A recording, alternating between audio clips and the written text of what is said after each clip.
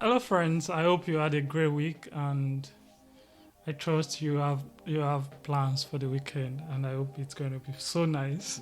Welcome to a new episode and a fresh episode of Clustered Nuts, and I hope you enjoy every bit of it.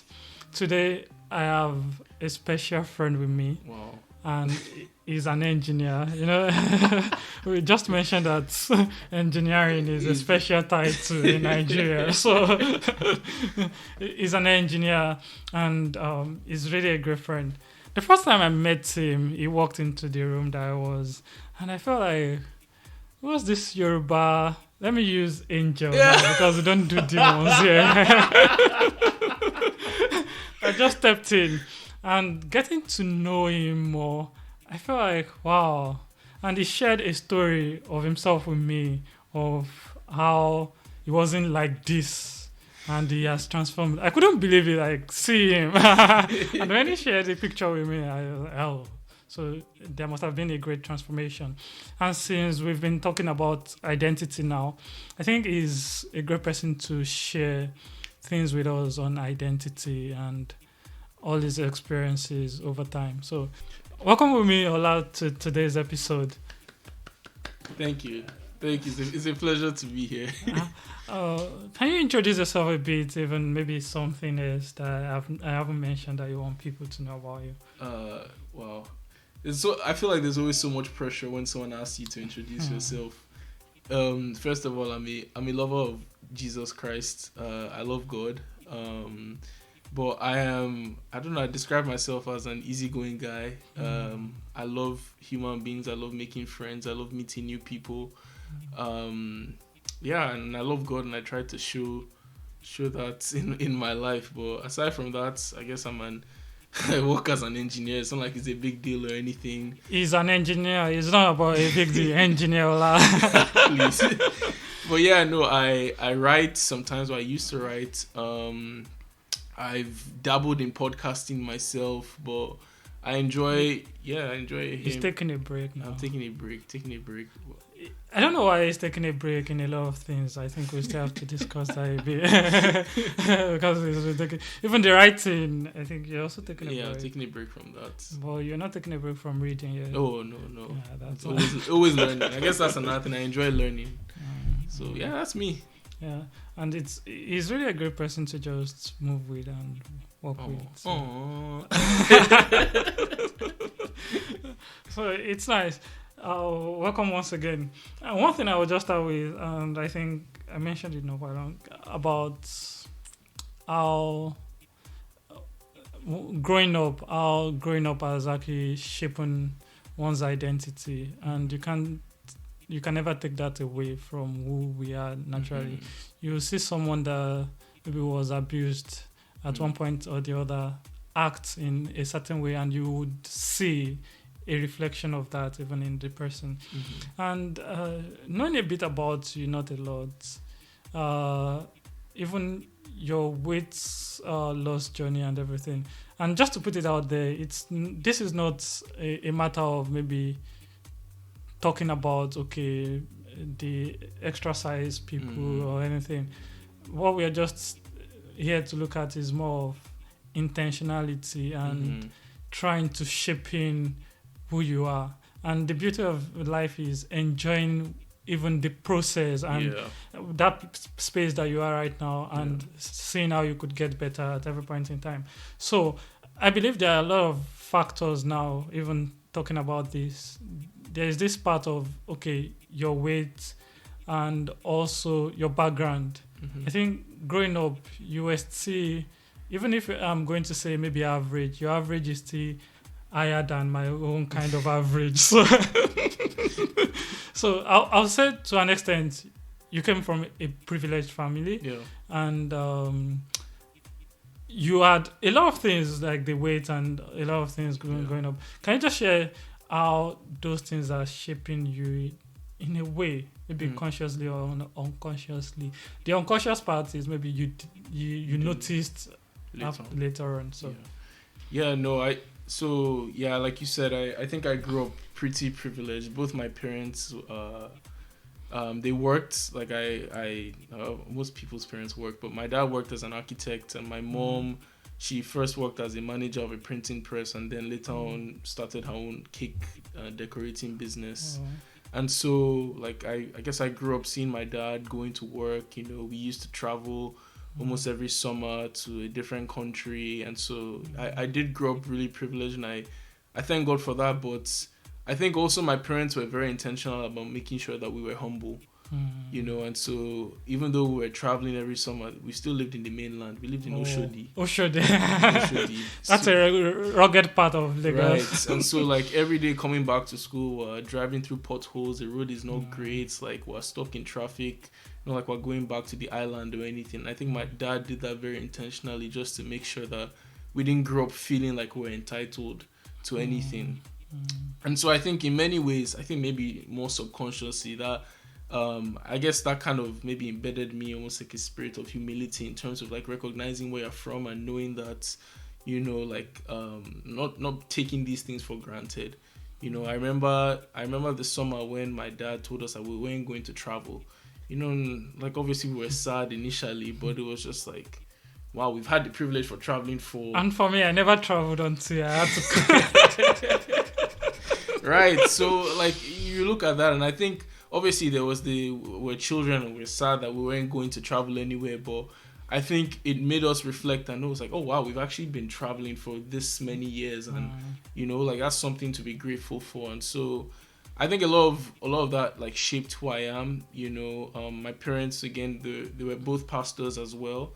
And so I think that also shaped how I don't know, just understood God, understood the things of life. And I don't know, maybe we'll probably get more into that. But well, but was there any point in time that you wished maybe you looked different, or... And even before we even go to maybe that side, I think there have been times in my life that I felt like, oh, if I was born into a more privileged family, maybe I would be able to achieve some other things. Yeah. And it got to a point whereby later on another thought came to me, that are you very sure that you'll be able to undo things that you undo right now if you had been born there? Yeah. Because experiences are actually shaping who you are and what you can even do right now. So at every point in time, and God has really helped me thus far, and you could see that, oh, at every point in time, things are shaped or has changed over time. And I think I've moved past stages where you would wish that you were born in this or that. So what the reason for saying that is, was there any point in time maybe you looked at the way you see yourself at that point, and you feel like, oh, I would have appreciated maybe looking different or being shaped in a particular way? Was there any point, or it wasn't anything conscious at any point? No, I think, well, I don't think there is, in terms of character and in terms of, I guess, becoming a different person in different circumstances. For example, like you mentioned, like if you grew up more privileged, you've probably seen the world in a different way. I think for me, because my parents made sure that we stayed humble and we kept our feet to the ground, I don't think there was anything in terms of like, oh, okay, if I wasn't, right? I think we're always grateful for what we were. I think the biggest thing for me, especially when we talk about like how I looked, like again from growing up, I'd always been very, very, very chubby. And so really the only thing I'd always wish is like, oh, I wish I was one of those skinny guys. And you know, and I guess the motivation there was more so, oh, maybe girls would like me kind of thing, right? And so I'd always wondered what it'd be like to be skinny. You know, I constantly, like on outings, I would have my aunties calling me Orobokibo, like, you know, so those Yoruba aunties. Oh my God, I almost fought so many of them. If you're so skinny, they'll be like leopard. You can never be satisfied. Exactly. And I feel like I kept on fighting on my aunties, but at the same time too, like I would like to have known what life was like then. You know, but like when you talk about shaping character, I'm very grateful that I grew up in that way, because I think for me, and I think maybe a lot of people have praised them for being good looking from being young, it almost creates kind of like this kind of pride where they feel like they can have their way or like you take advantage, because I think some people don't know that what like like people are biased to people who they find attractive or look better. Definitely. And so if someone is constantly being praised for that, especially from a young age, it's very easy for them to use that and take advantage of it growing up. And so I'm grateful that I started the way I was and I was chubby and all that kind of stuff, because I think that helped mold my character. You know, shaped you to even this way. Exactly, right? So the curious aspect is, what brought about you thinking that, oh, I have to hit the gym now and start working out? Did it just happen suddenly, or it was an intentional act? Oh, I feel like it's a long story from how I got to that point. I think it's the subtle things that kind of add up over time. For example, those times when my auntie would be calling me a robot, like those things entered. But it was just more so I was a child, so I didn't know how to deal with those emotions or channel them in a certain way. But then it got to a point where obviously like I'm going through boarding school, going through school. You know, I thought I was a pretty cute guy, handsome guy, but it seems like no one was seeing that as well. So all those kind of things kind of add up as well. And then also, I think the biggest motivating factor was my mom. Because my mom has always been into like being healthy and being fit. I remember one time, like when we were young, there was this fried fish dish that she used to make for us. We loved it. It was so good.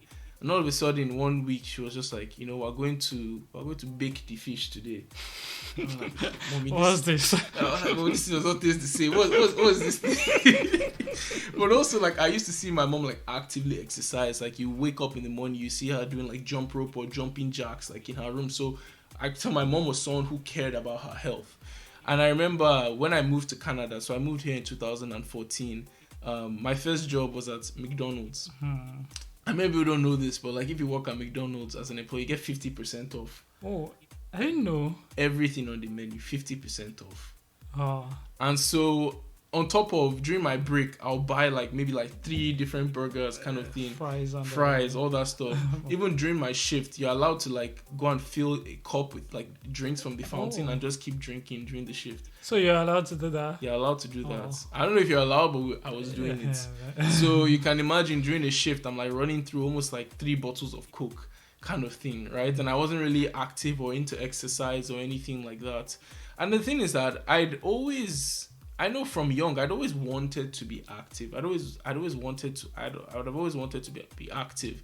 In my primary school, I was the only race I could do was the sack race because I couldn't run 100 meters. But I remember I used to challenge people to like, oh, let's run 100 meters. I think I'm pretty fast, And so I think I'd always had this inclination to want to be active, but obviously my body size couldn't accommodate that, right? And so I think as a result of me just being like, well, I guess I'm already this way, I just kind of led myself more into eating what I wanted and forgetting being active.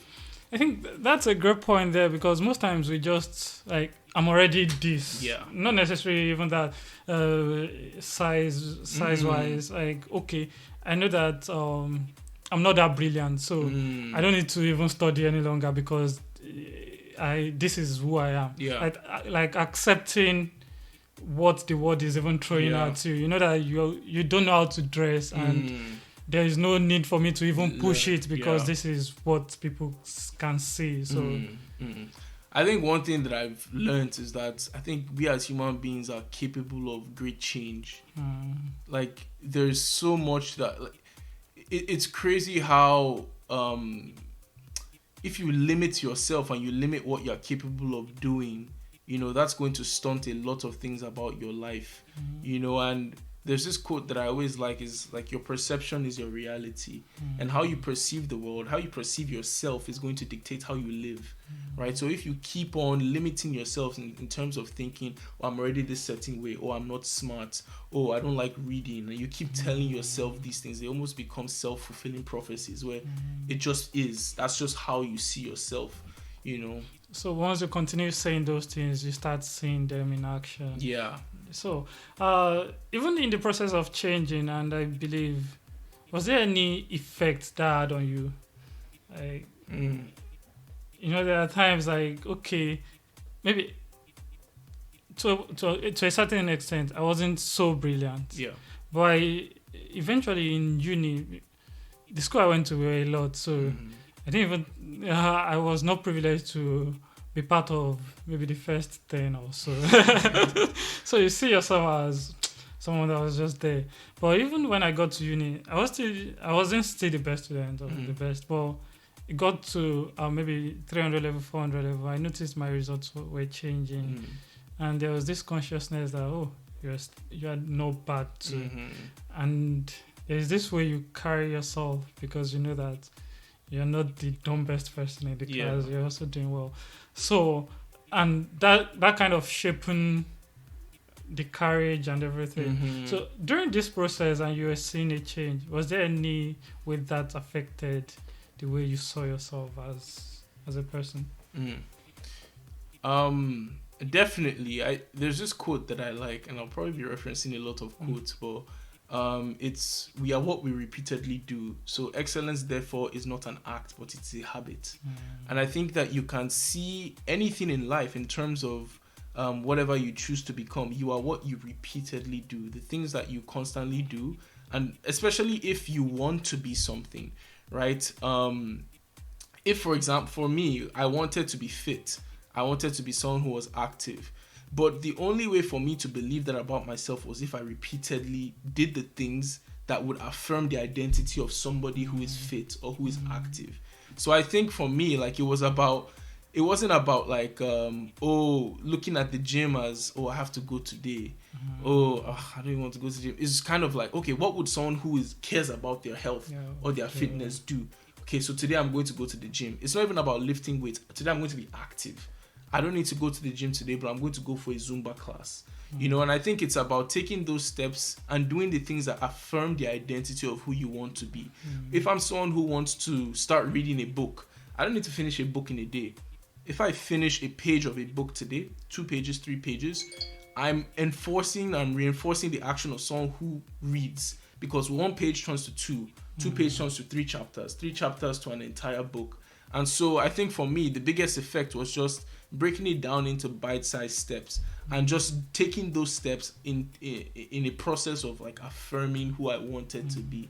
So it's not about, okay, this is who I want to see myself becoming, and you just want to become that thing suddenly. Most times you even fail. Because if it's all about, okay, I want to lose weight and everything, and you start carrying the heaviest weight, you get discouraged. I don't think I can do this. But it's all about, okay, can I just do a bit today because I just want to be this better person of myself. Like, this is what I'm actually aspiring to be, and how can I?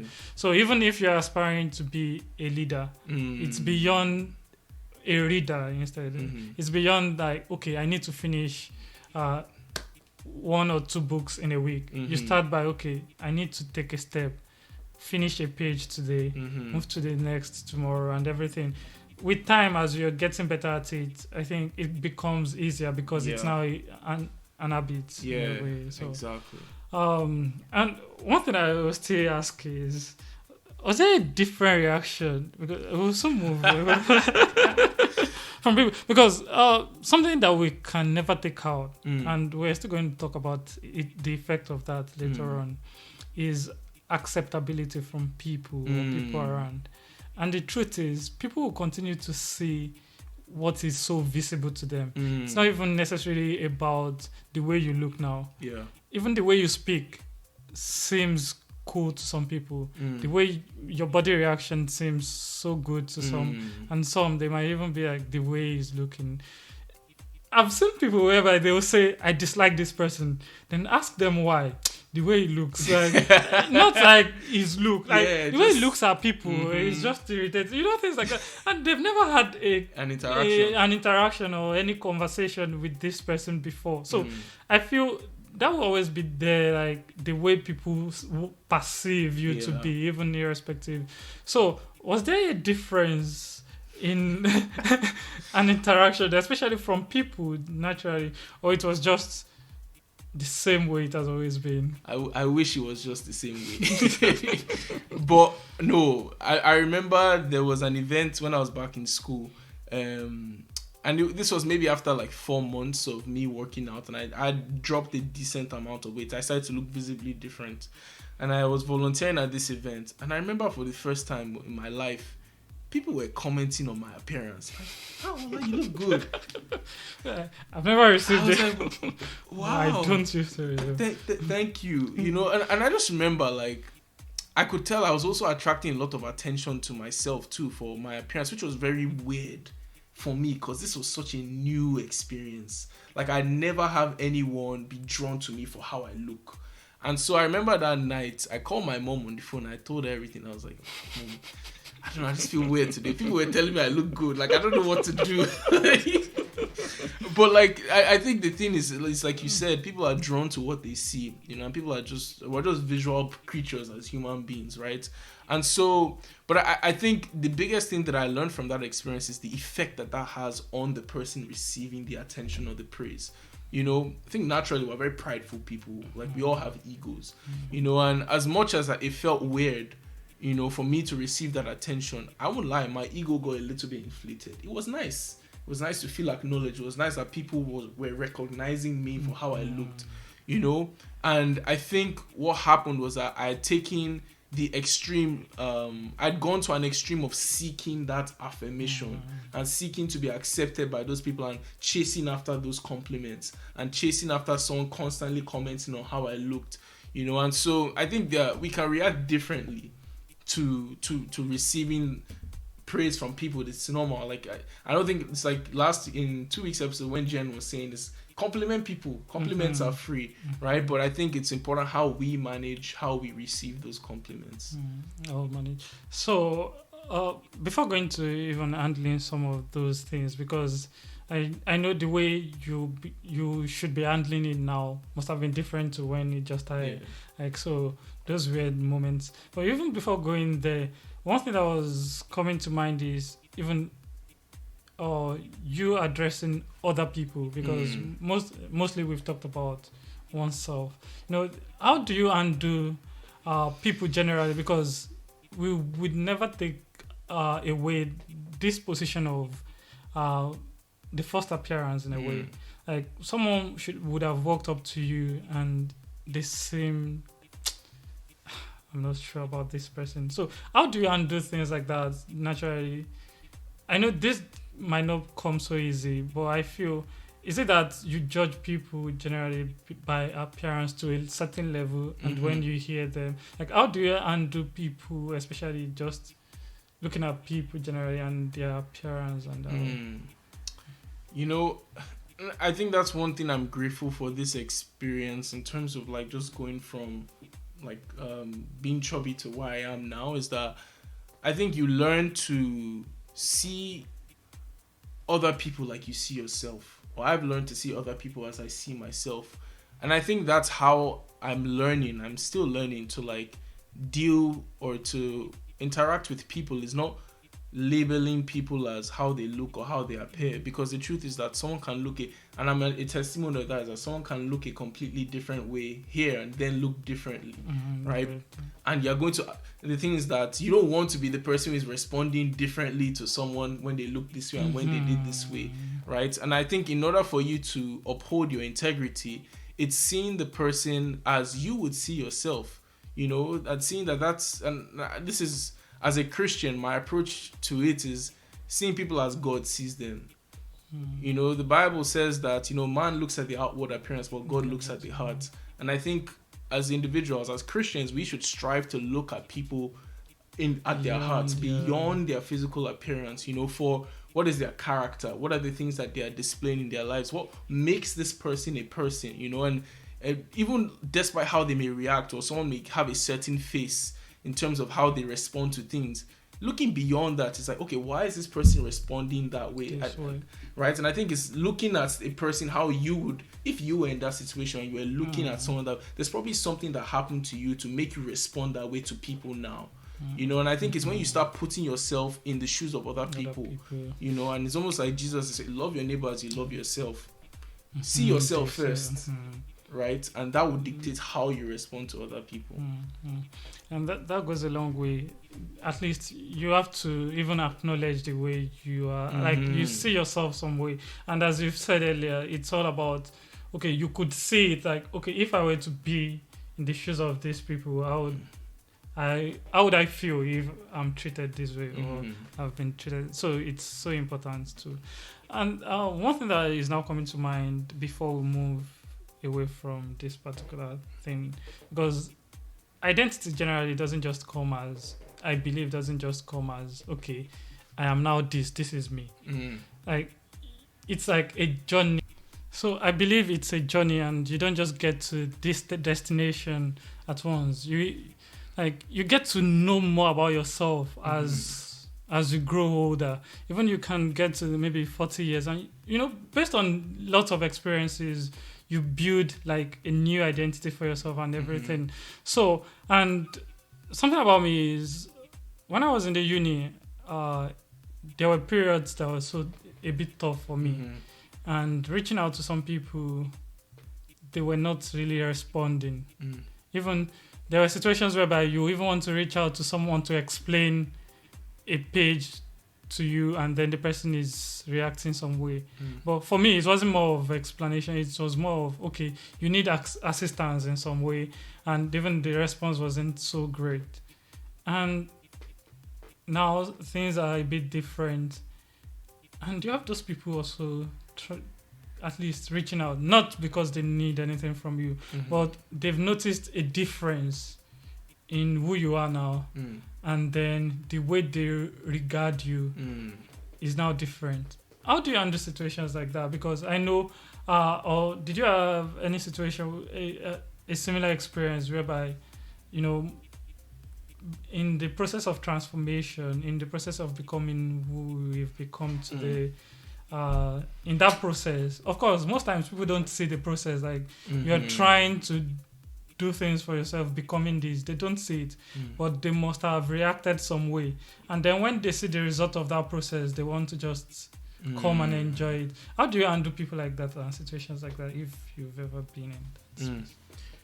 I think the one example I can think of is, for example, in the gym, when someone asks me, oh, how do I do this exercise, kind of thing. And I find it so funny sometimes, because I think a lot of people, like you said, they judge you from the outward appearance. They just think that you've become this person, and you have it all figured out, and you know exactly what you're doing.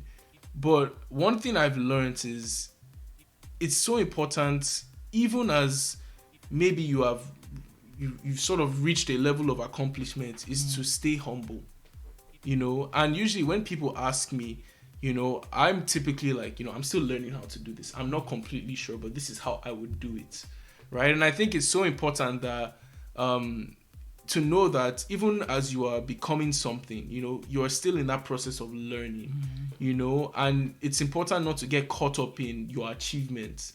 There's this quote that someone tattooed to their skin is stay hungry, stay foolish. And I like that stay foolish part, because it's admitting that you don't know anything. Yeah. You're still learning. And so for me, the thing that I try to do is acknowledge that, I'm still learning this thing. Like, if I'm struggling, I will not try and hide it and say, oh, this workout is easy. You see it on my face. I'm struggling here. For example, I was at the gym, and one of my coworkers saw me, and I was really struggling doing this ab workout. But he was like, oh, like, what are you doing there? I was like, well, I'm just trying to get through this workout. He was like, oh, you look like you know what you're doing. I was like, no, I don't. I said, no, I don't. Like, I'm really struggling here, but I think that also kind of humanizes you as a person, but it lets the other person know as well that, oh, where this person is, or where they're at right now, is not some far-fetched thing.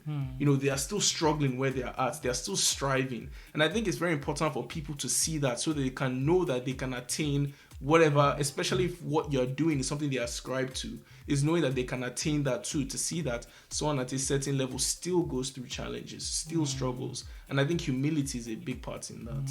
Humility is so important. And finally, before you give your final thoughts, I'll just want to dive in a bit to social media, which is so important. And I said earlier, how acceptance affects people, and people just see you some way. How do you handle social? Because these days there is a mix-up of things. Oh.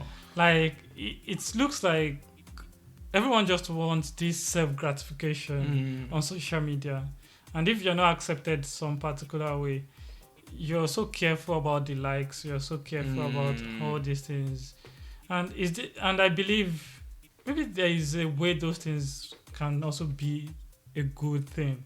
But what do you think is the balance to all this going on? That's a question I'm still trying to answer. I think sometimes it's understanding yourself, and being self-aware. For me personally, I know that I'm very prone to the fact that if I'm on social media, I'm most likely doing something to get someone else's attention or a response.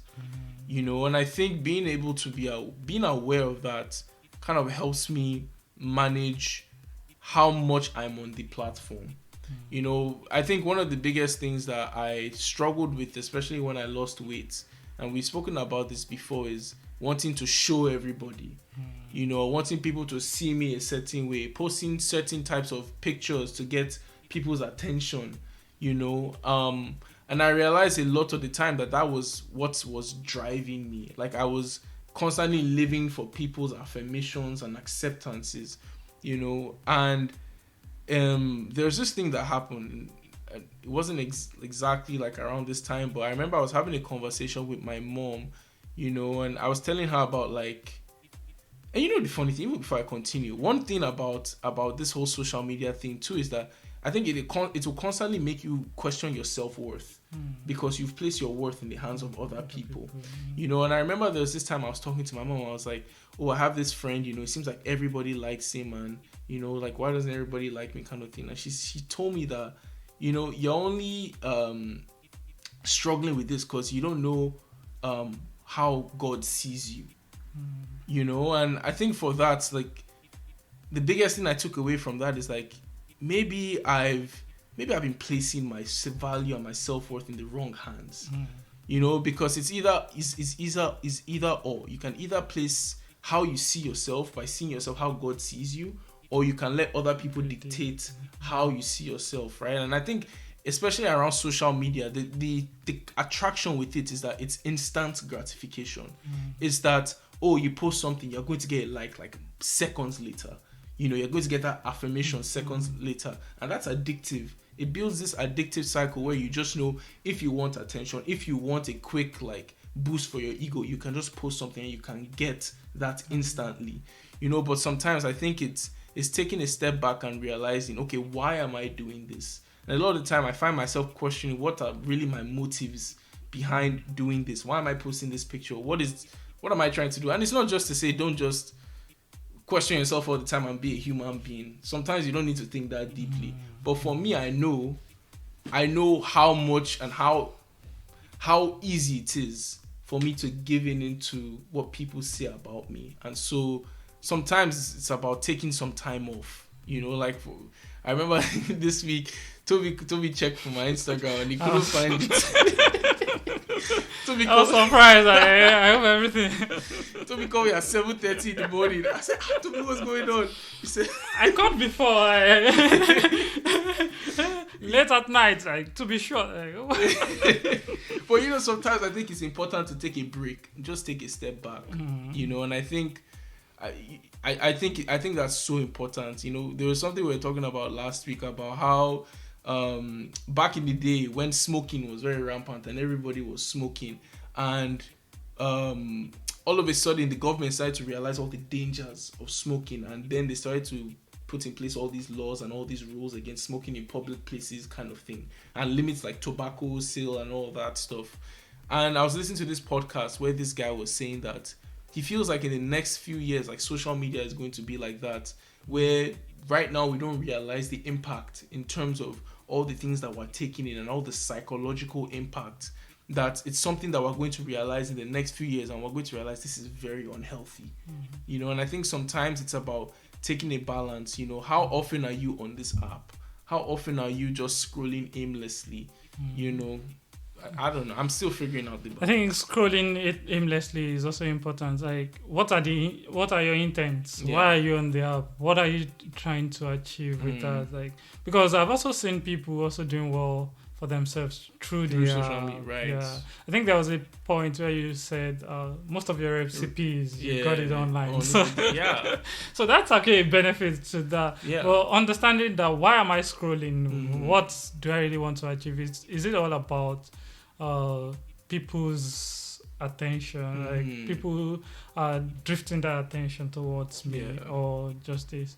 And I think there was this quote that you gave on Acceptance and yeah. So I think the quote went like, if you live for people's acceptance, you die by their rejection. You die by their rejection. So you understand that if it's all based on what people are going to say, so when they are not saying what you want to hear, you die by that. So thanks a lot for that. Because of what are your final thoughts on identity generally? So I think, first of all, I'll kind of close off my point on social media. It's not to say that I'm someone who... I don't hate social media. I think social media is a beautiful thing. You know, I think being able to interact with people that you've never met before and find things that are common and common interests, I think that's a beautiful thing. I think sometimes it's just about... There's extremes to all these things, and I think it's important that we're aware of those extremes, you know, but at the same time too, there's value in using social media as a resource in terms of connecting with people. You know, like in sharing my story about my weight loss, you know, I've had people reach out to me, you know, tell me, oh, you're the final push I needed to lose this final 20 pounds kind of thing. That happened through social media. Social media, exactly. That's a beautiful thing, you know, but in terms of just the very nature of it, we know that the world is a very instant gratification world. Like, people are driven by what they see, you know, and it's very easy for our pride to come and make us feel that we're something that we're not, especially when people are interacting with us so much. So I think it's being aware of that. In terms of identity, I think first of all, in order for you to just move through this life and to move through your interactions with people, it's very important for you to know what God says about you. It's very important for you to know who you are. If you're a Christian, to know who you are in Christ. You know, you are not defined by your past. You're not defined by what people say about you, but you are defined by what Jesus Christ says about you. Because you no longer carry the image of yourself. When God sees you, he sees an image of perfection in Jesus Christ. You know, and I think it's important to see yourself as that and carry yourself that way. Because the more you believe that, the more you are empowered to live a life, you know, that is more holy, that reflects that, right? And so I think in terms of like identity, you know, it's important to know that. But even just in general, if there's something that you want to do, or if there's a certain habit that you want to cultivate, or a certain lifestyle you want to live, sometimes I think it's also important to know that it's a step at a time. You know, you think of all the cliche quotes where people say Rome wasn't built in a day, all those sort of things, because it's true. You know, some of these things take intentional steps, you know, and sometimes we need to learn to not be too focused on the final destination, you know, but be present and enjoy what are the steps that we're taking to get to where we want to be, you know. So sometimes it's taking the steps that affirm that person that you want to be, you know, because if you're doing something contrary to the identity that you want, you're going to be a mystery. You're going to constantly doubt yourself, right? So it's very important. If we say we want to do something, is doing things in line with that identity that we ascribe towards. Thank you. And of course, it's also important to say that things that you can change, of course, work on them if this is what you want to see. And that is where we should also be so cautious of this gratification through people generally, because there are some things you can't work on. Like there are some things, the way you look or some things like that.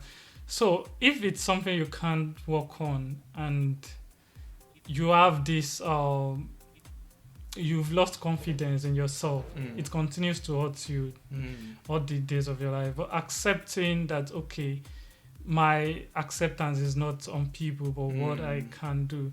There have been lots of people that are disabled in quotes, and what I'm saying, apologies to anyone that's disabled, but they were still able to achieve a lot despite the fact that people rejected them. So in that situation, if they were waiting for people's acceptance, they might not have been able to get the perfect acceptance they would have wanted at that point in time. And there was little or nothing they could do to change who they were at that point. At least you were able to do something, and that was it. So what I'm saying is, in realizing ourselves, you know that there are ways to be better, improve on things that you cannot improve on, and adapt when it comes to things that you know that is beyond your control, and just still provide a tangible value, even irrespective of who you are. And that's the beauty of life. So thanks a lot for doing this. My pleasure. I really enjoyed this. It's a really good conversation. It was a really nice time. So thank you, and see you guys next week. And if you have not liked it, it's important to like, follow, and also share. So thank you, and see you next week. Bye.